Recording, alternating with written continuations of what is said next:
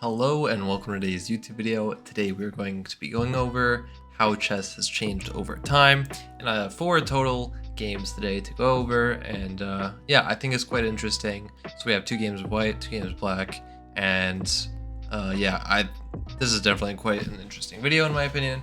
But yeah, first game is the first ever recorded game of chess in Valencia, which I assume is in Italy, and it was against Francesco di Castelvi against Narciso Vignoles. I don't really know how to pronounce that, sorry Italians.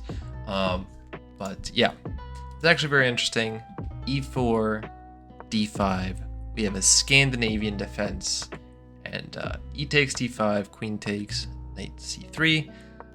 Pretty normal, I mean, just developing here, very, very normal, which is actually surprising. Played quite normally back then, quite principled, which was good. They're human. I mean, they're just doing the most logical thing, developing pieces, making sure it's active. But this is where you kind of start to see the age of the game.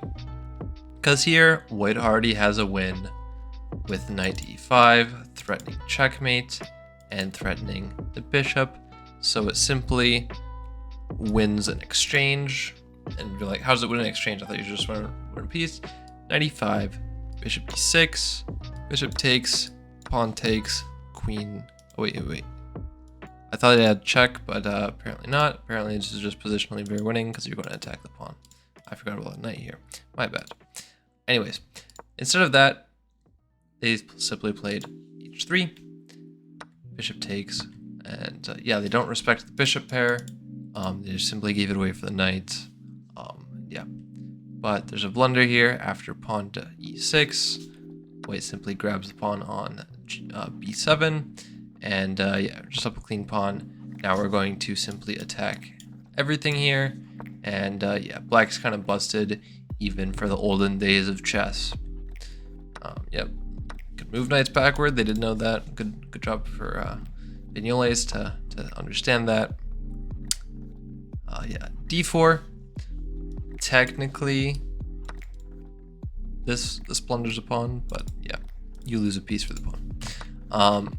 Anyways, knight to d6, pawn check, knight takes, check, and yeah, the advantage for white is just overwhelming here. You are up 2 pawns and an exchange, so definitely much better for white. Back then, this is definitely just completely lost. Even if you intentionally sacrifice the exchange, you're just completely lost. Yeah, just simple development, not much to continue the game here. Rook takes, just gonna keep going on here, and yeah, this is a nice sacrifice here actually with bishop to f4 because this bishop is pinned, but black takes it anyways, again showing the age of the game. Queen takes and simply checkmate on d8, covering escape squares, and there we go. That's the first ever game recorded, and it did checkmate. It was honestly quite brutal for black. They definitely showed the age of the game, and definitely they were not perfect players. Anyways, on to our next example. It's actually the second ever recorded game of chess. It was Naruto against unknown in Rome in 1590. So yeah, this is back in 1475. Second ever is 1590, over 100 years later, which is a little bit crazy. I think this is actually not the second game recorded. I think Roy Lopez has some recorded games, but yeah. Anyways, start with e4, and we have e5. Now, you probably see this a lot in your own game, so it hasn't changed that much, right? Knight to f3, knight to f6, bishop c4. We have the Italian after bishop c5, and yeah, this is just classical like Italian stuff, striking in the center, very principled. I mean, this is what players nowadays do. I mean, c3 and d4 is an idea for hundreds of years, literally 100-year-old idea. Castles, d6, opening up the bishop, very principled, and striking in the center. Pawn is not castled, again, very principled. White is definitely better here. Bishop back, and you attack the queen of the bishop with tempo, inducing a weakness, f6. This is very important later on. Bishop h4, g5, and now is where really shows that humans have been playing chess for a while. They know what they're doing. Knight takes g5. We have a tactic, ladies and gentlemen. Pawn takes, queen h5 check, king d7, bishop takes, deflecting the king, queen g7, and now, oh, this is such a beautiful checkmate. It's forced checkmate in 3, and white found it. Bishop e6, check. King takes, queen e8 check, covering all of these squares, and finally the very stylish d5 pawn checkmate, ignoring the queen and going for the king. Very beautiful game by Naruto. Yeah, on to the next game, and this is actually a game by the first world chess champion, Wilhelm Stein. This is in Vienna, 1873. Yeah, here we go. It's actually the same date as today, August 4th, 1873. So it's pretty awesome, actually. Anyways, e4, e5, c3, knight c6. Again, just developing pieces, very principled. And we see our first fianchetto of the day. d4, striking the center, very principled opening. Pawn takes, knight takes, and simply bishop g7. Now Steinitz, he's a world champion. He doesn't care that he's going to double pawns. They have quite an understanding of the game at this point in history. Knight to e7, keeping the bishop open, again very principled, and white still just developing the center, very principled by both sides in my opinion. E6 or d6, opening up the bishop, and we have castles, logical opening. Nothing too spectacular. I mean, there's an opening that I would almost expect to see nowadays. f4, and then knight to a5, going for the bishop pair, bishop d3, and d5, striking in the center. To be honest, I think it's a great move. Striking the center is great here. Your pieces are going to become more active. The fianchetto is really showing here. And king is actually slightly weaker for white, so this makes complete and total sense. Pawn takes, knight takes, queen takes. This is now hanging, so it is supported with the pawn. c3, rook d8, threatening c5. Very good. Queen to c2, getting out of the pin. Very nice. And we have, yeah. By the way, this doesn't work because of bishop to e4. Yeah, that's quite a easy thing to miss.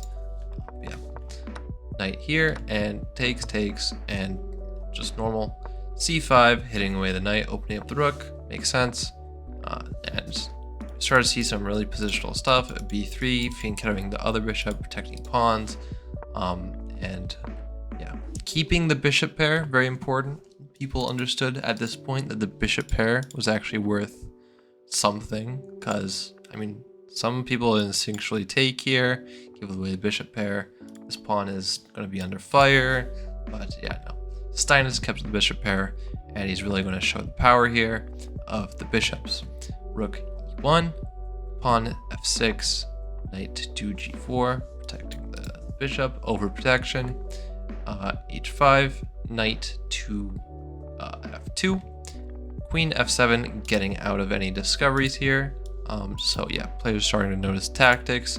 For example, an idea here was bishop takes c5. For example, if it's white's turn, that's a very clear idea. So yeah, queen f7, pawn to f5, trying to weaken the king. Very good move. g5, keeping the king closed for black, and rook to d1 for white. Rook h d1. Bishop b7, showing the power of the bishop pair again. This bishop doesn't look so good right now, though. Yeah. And now we start to try and double up on the d-file. Very principled play from black here. Trade. Now you have a battery looking at the king side, showing the power of the bishops. I mean, this is a true masterpiece, to be honest. Queen takes f5. A little bit of a blunder from white, but it happens. They aren't perfect players. They don't have engines yet, so it's quite understandable.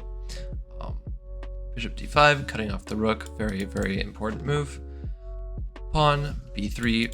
Not really necessary to protect the pawn here, but yeah. Rook e8, simply attacking the bishop. c4. I'm going to kind of zoom through the rest of this game, but yeah, really putting pressure on white's king here. Queen back to d3, trying to protect everything. You can't really hold at this point though. There's just so much pressure on white's position at this point, and yeah, it's just a real masterpiece. There's a pin here, which is quite devastating for white, which is why white plays queen c7 and resigns after queen takes d3. Quite unfortunate pin there. Yeah, but the power of the bishops really showed in this game, although the bishop on g7 wasn't very active at the later parts of the game. On to the next game, and you may recognize some names here.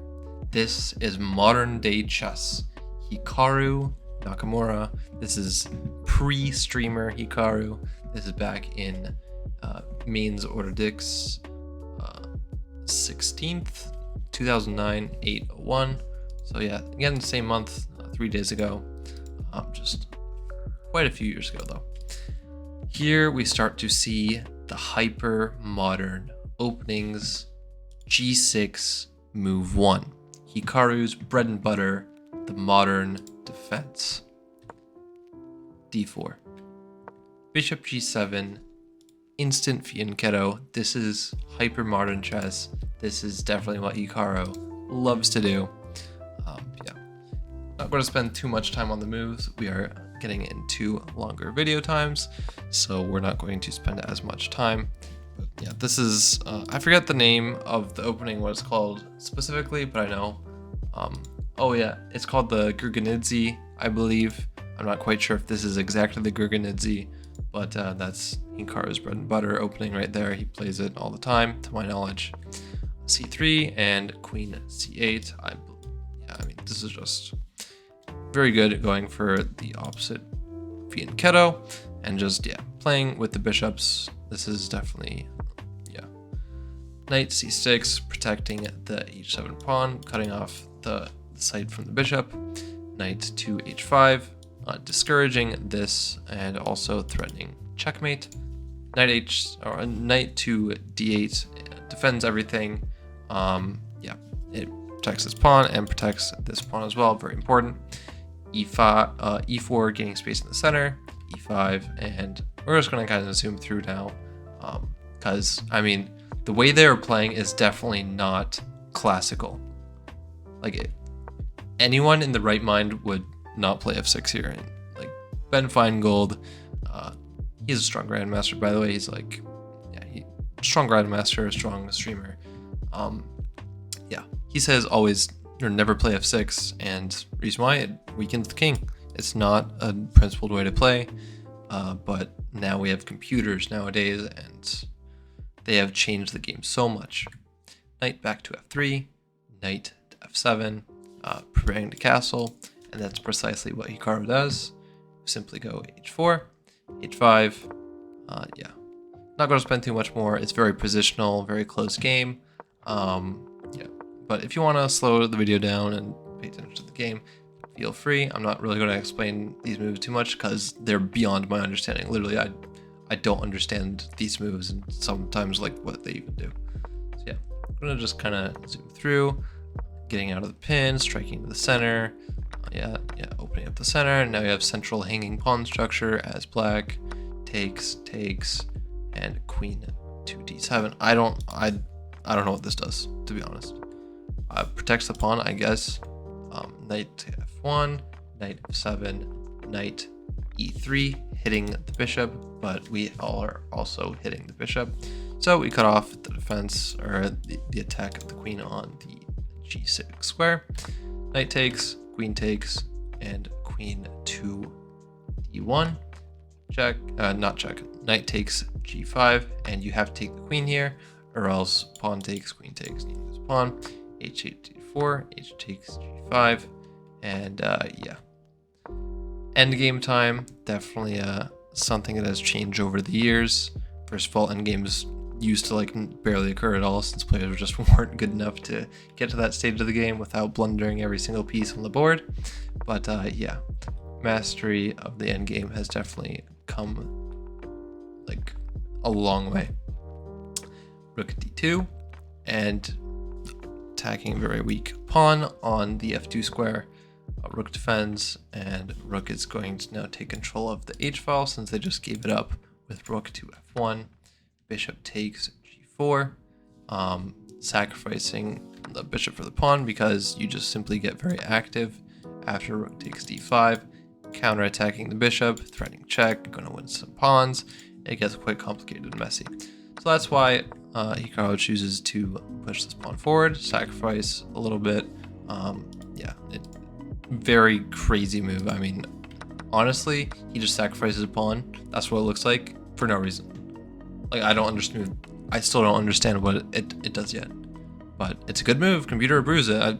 I don't know why, but it's insane. Like, some of these moves I just simply don't understand. Of course, they're playing very well, but I'm just not at that level yet. Rook takes e3, taking pawn. Yeah. Now you go for attack on the king. King h6, getting out of the pin. That one I understand. Yeah, rook to f7, trying to go for some attack on the king here.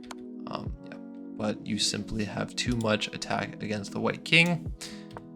King h3, and you simply attack pawn from the king, and it's hopeless for white, which is why rook e7, king g5, rook a5, and there is nothing. White resigns. Hypermodern chess. This is it. So that's literally history throughout, or chess throughout history. First game recorded. This is like fifth game ever. I don't even know, but this is a very early game. 1590, not even a recorded month. 1475, no recorded month, and then yeah, August 4th. That's today. So hey, like back. I can't even do the math. 1873. Today is 2023. So yeah, like 250, 150 years ago. I don't know, something like that. Yeah, but very, very interesting to watch chess just evolve over time, especially when computers came into the world, and chess engines especially changed the game very, very much. Yeah, I hope you enjoyed today's video. I hope you enjoyed watching like how chess changed throughout history, and just simply how players' play style changed in general as time went on. Yeah, I hope you enjoyed. Don't forget to leave a comment down below, like and subscribe, and as always, I will see you in tomorrow's video.